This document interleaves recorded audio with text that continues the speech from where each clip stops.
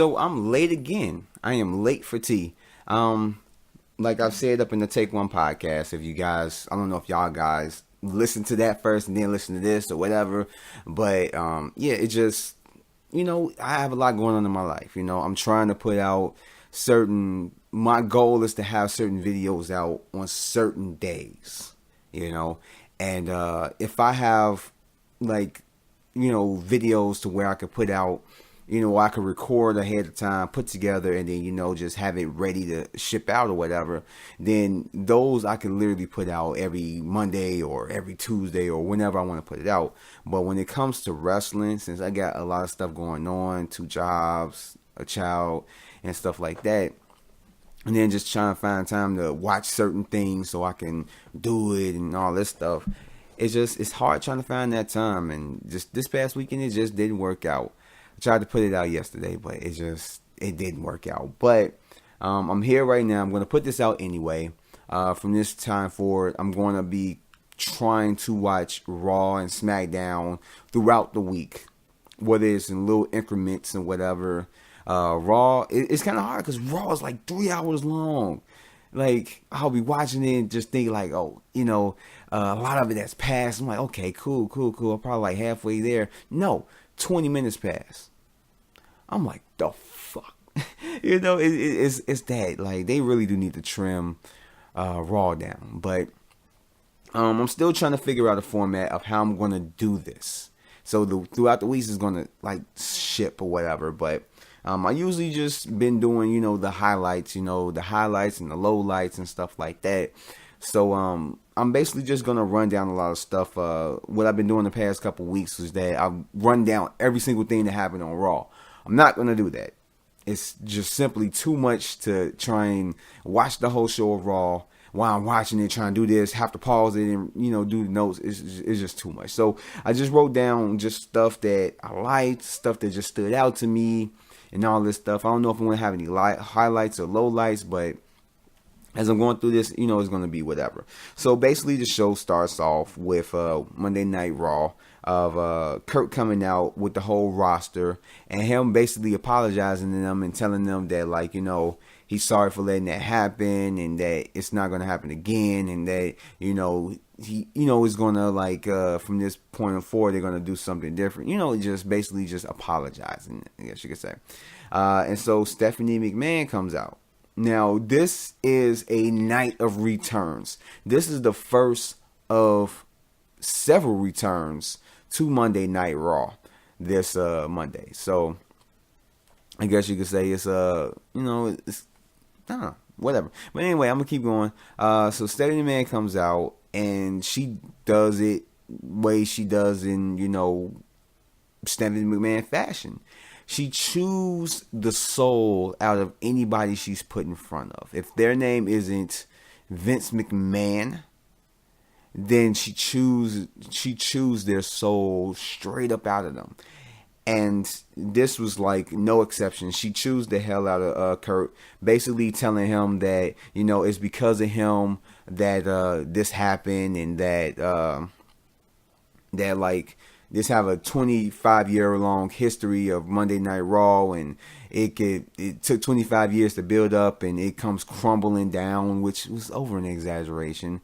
But I see where they were trying to go with it, which is and then just saying that it's crumbling down because of some incompetence of Kurt Angle, and so she tells him that he's going to be the team captain of Team Raw for Survivor Series, and that basically he needs to step it up, or else she won't have a problem with firing him. Now, the thing is, Kurt Angle is, I guess you could say, considered one of the best who's ever been in a ring, or just WWE ring, or WWF, or whatever you want to call it. WWE ring, just put it like that. And I just don't like the way they're making him look weak. I really don't. Because Kurt Angle, yeah, he is a comedic character at times. He can be, and all this stuff. But when you look at Kurt Angle, the wrestler, he is a strong competitor. Like, he's a strong person. Kurt Angle, he can show strength when he wants to. But they've been making him look so weak. Even just in the whole Shield thing and him being a third member of the Shield for one night for TLC and stuff like that. Him coming out smiling and stuff like it just I don't know, like it was funny seeing him come out in the Shield attire smiling while Dean Ambrose and Seth Rollins are sitting there like looking mean and just ready to go to war. He's coming down there smiling. I don't know. It just made him seem kind of weak in a sense. I don't know. It's just throughout the weeks they just been making Kurt Angle seem weak, and I guess just making him seem really nice is kind of making him look weak. But it's just they just kind of make him look weak, and I just don't like it. I don't know. It just, and then with Stephanie McMahon come out, it just made him look weaker because of the simple fact that like she just chewed him out, and he just it's just whatever. And even just last week with Shane McMahon, well, not last week, the week before with Shane McMahon, when he was in the ring with him, he got all in his face. It's like, dude, do you know, like, Kurt Angle, I get Shane McMahon is, he's the guy, he's the son of the chairman, of the owner of WWE, but still, it's like, dude, why are you sitting here looking scared when you're talking to Shane McMahon? The Kurt Angle I know would have headbutted him and just did an Olympic slam and put him up in the ankle lock or the angle lock or whatever you want to call it. And it's like they just making him look so weak. I don't like it. I really don't. Hopefully when he comes out for Survivor Series, hopefully he comes out strong. Not even just in his performance, but just in how his demeanor, his personality. He ain't got to be a heel, but damn it, if you don't show any strength, like it's just, he's acting like just a regular GM who doesn't know how to wrestle. I just don't know. I don't get it. And so after that, I know I spent a lot of time on it. I'm so sorry, but I just needed to get that off my chest. I just hated that. And so after that, we got Nia Jax return. She returns. Like I said, this is a night of several returns.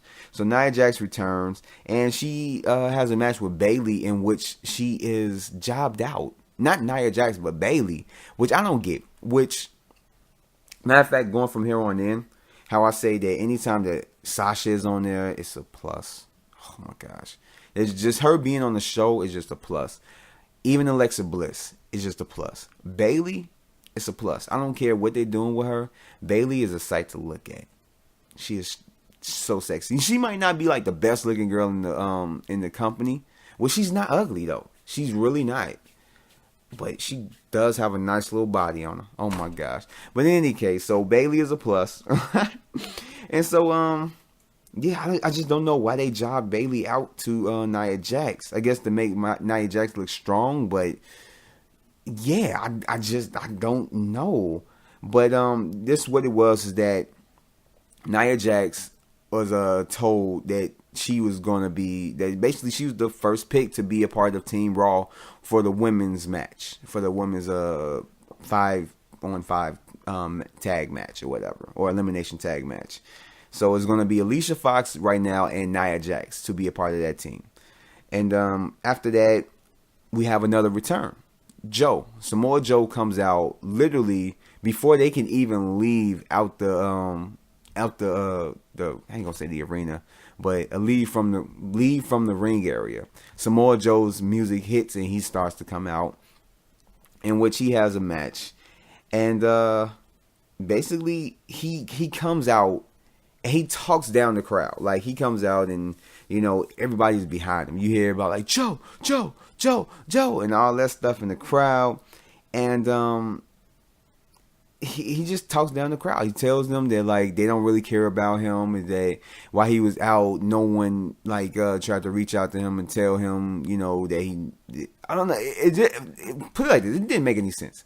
Okay, so he said that people were sending him messages saying get well and this and that, but yet he says people didn't care about him. It's like, what are you looking for? Like if they telling you like get well, this and that, I hope you come back or whatever. that sounds like Karen to me. I don't know. It's just, what the hell was he looking for? I don't think that they thought about what he was trying to say. Maybe I misconstrued what, he was aiming for, but I just didn't get. It's like he says that they didn't care, but yet he states that they did care. I don't know. But yeah, so he goes on the match with Cruz. He wins against Cruz by doing the Cohina clutch, and he takes out Titus O'Neil right after it. And the match was a good match. Joe was pretty impressive for it. I enjoyed it. It wasn't like the best match, but I mean, you got both Apollo Crews and Samoa Joe in the match. I ain't gonna say it spells a great match, but I don't think it would be a totally bad match. You got those two talents against each other. And so you got Daniel Bryan showing up to Raw to basically set things straight with Kurt Angle about what happened the week prior, and how like they, how he didn't know about it, and that, that's not his bag and all that stuff, and Kurt Angle didn't believe him. So Kurt Angle kind of left him up in the office and said that like he would send him out there to get beat down by the wolves and all that stuff, but he's just gonna keep him in the office. That way, it'll keep him safe until he can leave. And so Daniel Bryan is up in there. He's on the phone call, and so he ends up basically getting locked up in the office. The lights off, and who lo and behold comes out. Kane comes out, grabs Daniel Bryan by the throat and choke slams him. Later on, we see Daniel Bryan being taken off in the stretcher, which it doesn't get resolved because maybe I missed something, but I don't remember Kurt Angle coming out going like, "What the hell happened?" or something like that. So I think they're trying to lead the thing. I guess they're trying to lead more into the tension of Shane McMahon and Kurt Angle with the whole Survivor Series thing, with Shane McMahon being pissed at the fact that he thinks that Kurt Angle set him up and all this stuff, and basically because Kurt Angle just disappeared, which he kind of addresses on SmackDown, but we're on Raw right now. So, but I think that's what they did that for. But in any case, that was just kind of unresolved. And then after that, we have what's next? It's a lot that went on in Raw. We have Finn Balor versus Cesaro. It was a good match. And then I love Cesaro's superplex, superplex to Balor. How he does it, when the other person is on the outside of the ring, or on the other side of the ropes, and he's standing on the turnbuckle and he lifts them up and slams them in the ring. That was actually a pretty good spot. But Balor wins with a double stomp to the back of Cesaro's head. Instead of doing the double stomp, the coup de grace. Instead of him doing the coup de grace to their stomach while they're laying down, he just did it to the back of his neck and pinned them for the 1, 2, 3. And then after that, Kane comes out after the match as Balor is going, basically as Balor is almost about to leave out, and he takes out Balor and he does the tombstone. He does the tombstone power driver to him, and that kind of put him out. After that, Kane has a match, which I really don't care for. Matter of fact, who did he wrestle? I can't even think about it. Somebody came out. Anyway, moving on to Slater and Rhino versus the Club, the Good Brothers, whatever they want to call themselves. I don't know. They don't even. Matter of fact, the announcers don't even call them the Club no more. They just call them Gallows and Anderson, and they just call themselves the Good Brothers. I don't know what the hell. They're trying to do the whole Bullet Club thing, but the club just isn't working. But in any case, so I don't get the point of this match. You have a tricker street fight match, and you have Rhino and Slater versus the Good Brothers. What? Why? We haven't seen Rhino and Slater as a tag team in a good little minute, and yet you have them in a trick or street fight with Gallows and Anderson. This would have worked better with Elias and Jordan. it literally with Elias and Jason Jordan. I could see that happening with them. This type of match should have been that. Literally, it should have been that. But I didn't get the point of it. And then towards the end of the match, like, why did Anderson put the pumpkin on his head and act like it was stuck when it was clearly wasn't? He put the and the thing is, he put it on backwards. He put the pumpkin on while Anderson was about to about to jump on Rhino or something. He was trying to put Rhino through the table. Had the pumpkin on his head, but then he ended up getting put through the table himself. And Gallows was like jumping around like we won, but then once he hear the music, he takes the pumpkin off and sees that they lost. Which I don't get. It's like it showed that like he kind of tried to take the pumpkin off, but it was kind of stuck. But when he took it off after he heard the opposite teams, the other team's music, it's like he just took it off with ease. It's like, really, like. What the fuck? I don't know. I just didn't get it. It was, that match was just, wasn't no point of it. And so Miz is basically, he get hints that Braun Strowman is around. He gets garbage up in his locker room or whatever, and so he goes around, tries to get allies besides the Miz Taraj to help out. So he goes to Kane, and Kane basically tells him that he's on his own, that he'll take care of Braun Strowman, and Braun Strowman comes towards him, but other than that, he's going to take him out. Other than that, the Miz is on his own, and so he goes to Cesaro and Sheamus, and he tries to get them on the team, and they say they're like, look, if Braun Strowman come after us, then we got him, but you're on your own. And so that was kind of what it was, which I didn't get why Braun Strowman came after just the Miz. I feel like he should have came after like the bar too.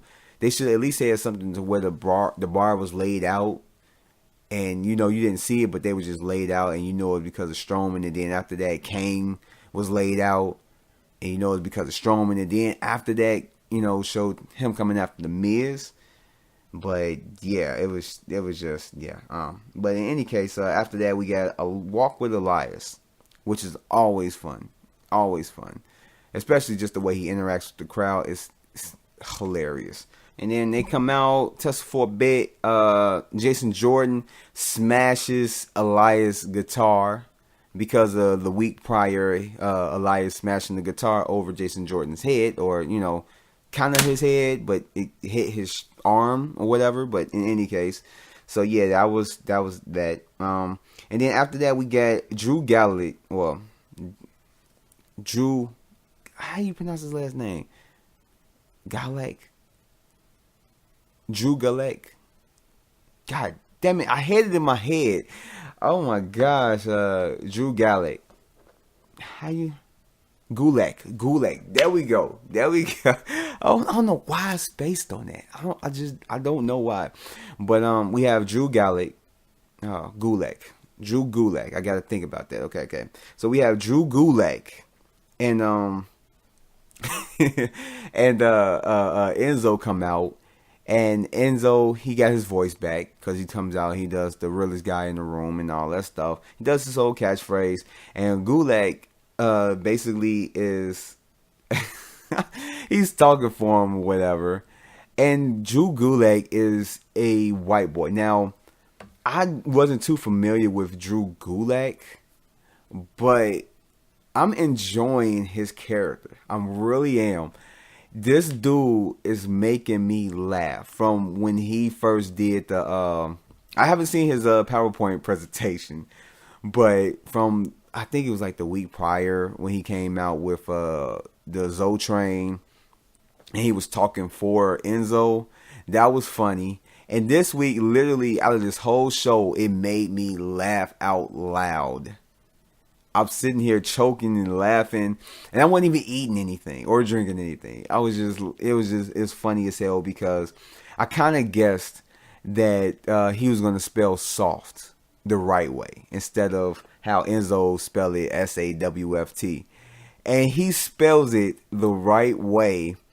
And Enzo, Enzo, he sells this to the T. I think this is what helped, made it so hilarious that Enzo looks at him mean as hell, gave him like the meanest mug in the world, and he tells him not to do it. What did he say to him? He said that like, I think he told him not to do that. That was hilarious. That I was dying laughing on that. Dying laughing. His comedic spot is just it's crazy. I love it. And I'm surprised that Enzo gets to do the FU hand gesture. Because last I looked, people get fired over just saying, what was it? I think what was his name? Matt. I was about to say Matt Murdock.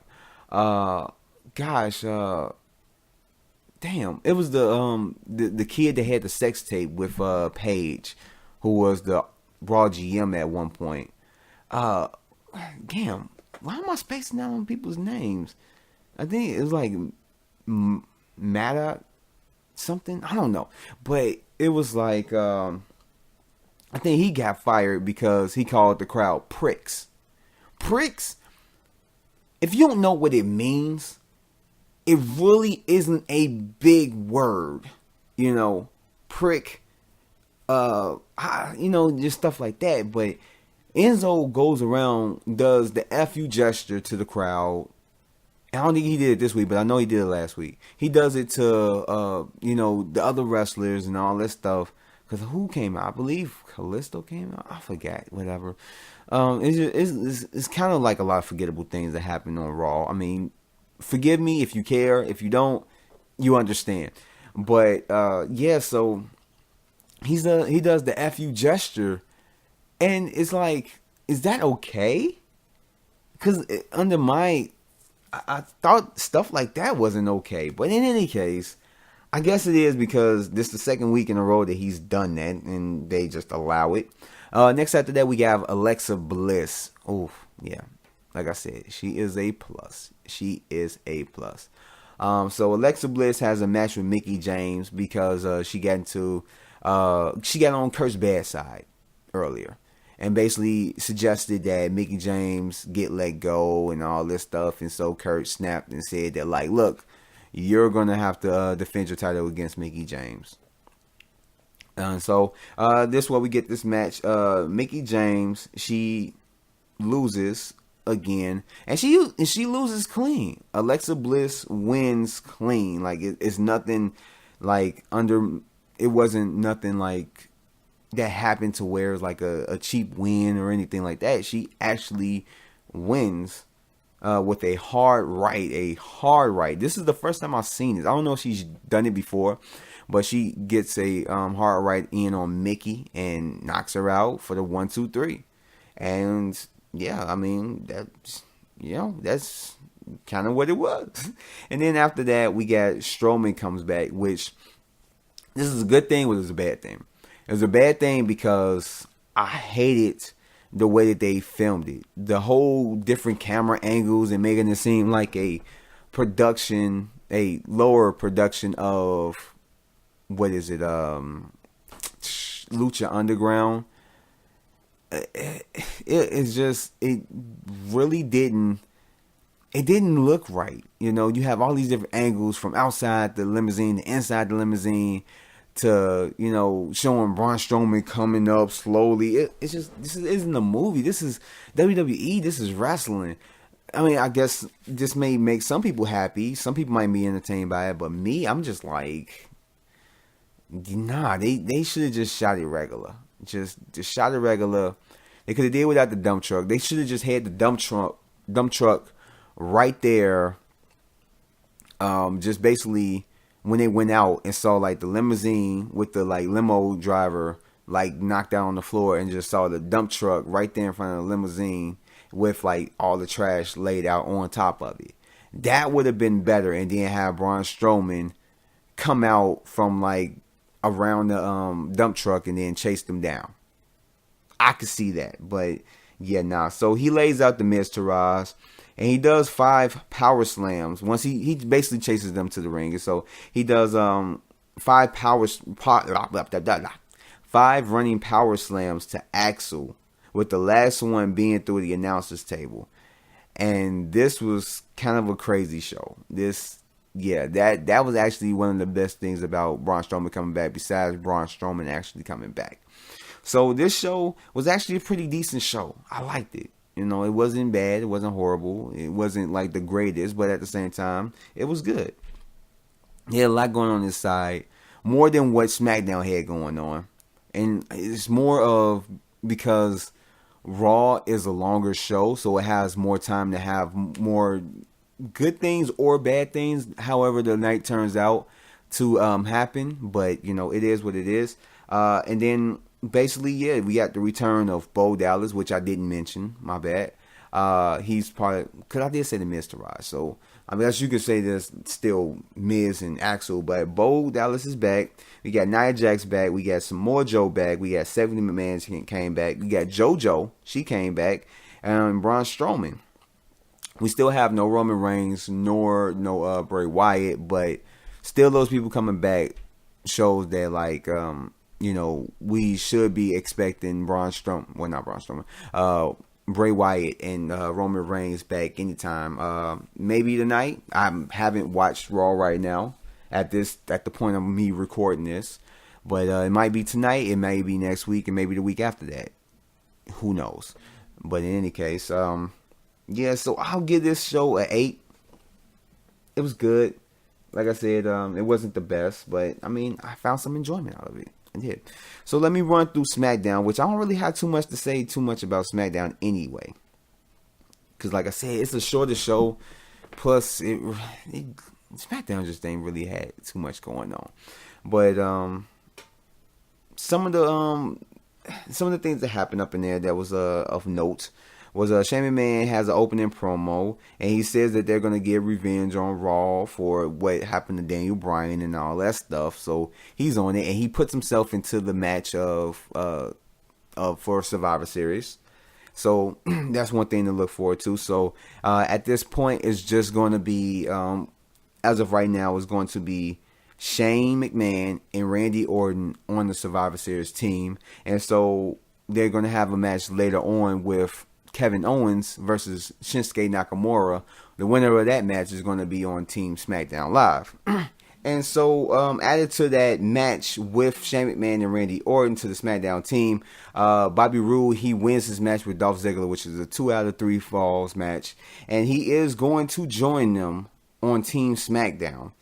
And that match was that match. After that, we got Styles in a quick, decisive match with one of the Singh brothers. I don't know which one. I don't care to know the names. And he wins. Like, literally, he dominates him. Because the guy is just so small. And Jinder comes out, and he beats him right after the match. And he does 2 Colossus to AJ Styles to basically show his dominance. Maybe, I don't know. After that, Nakamura basically goes head to head with Kevin Owens, in which he wins his match, and he joins Team SmackDown Live.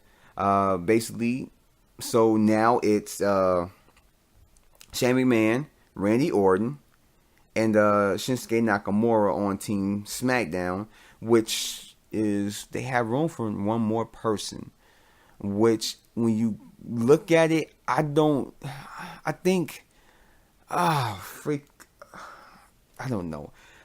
Just to look at it right now, you have 4 people that's already on Team SmackDown: Shane, Roode, Orton, and Nakamura.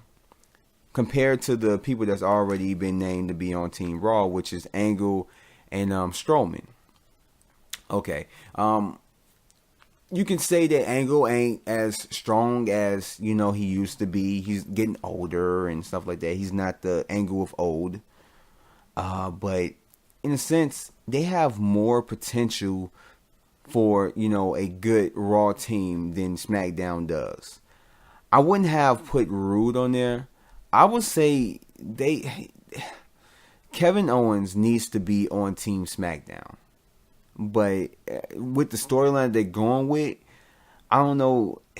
I think if with the storyline they're going with, I mean, it could go two ways, but I think if they did put Kevin Owens on the team, it would probably be Raw will probably take it. I don't know. But, I mean, I'll probably get more into that once I get to my predictions of Survivor Series.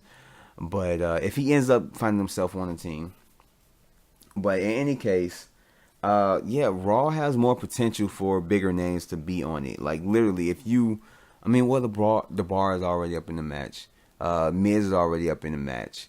I say if you put Samoa Joe and... shit. Even if you don't... Well, oh gosh, I have to think about this because, yeah, but in any case, even if you put Finn Balor, let's say Samoa Joe with Finn Balor, and say Kane up in there, you still have a much better match, well, much better lineup than SmackDown do. So I don't know, but in any case, so with SmackDown Live, I give it a 6. It wasn't the best show. It wasn't too much that just really found myself being entertained by, but it wasn't a bad show either. So take that for what it is. So with that, I'm going to end this Triple W podcast, episode 4, and this late Triple W podcast.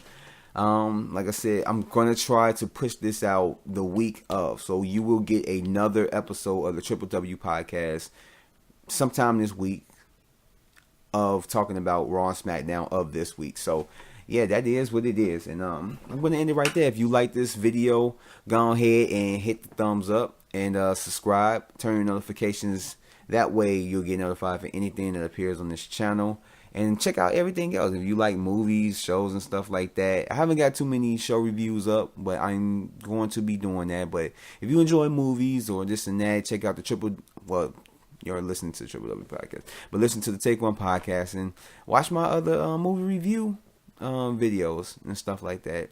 So, and check out everything else that I'm doing. So, with that said, peace out, and I will catch you guys on the next one.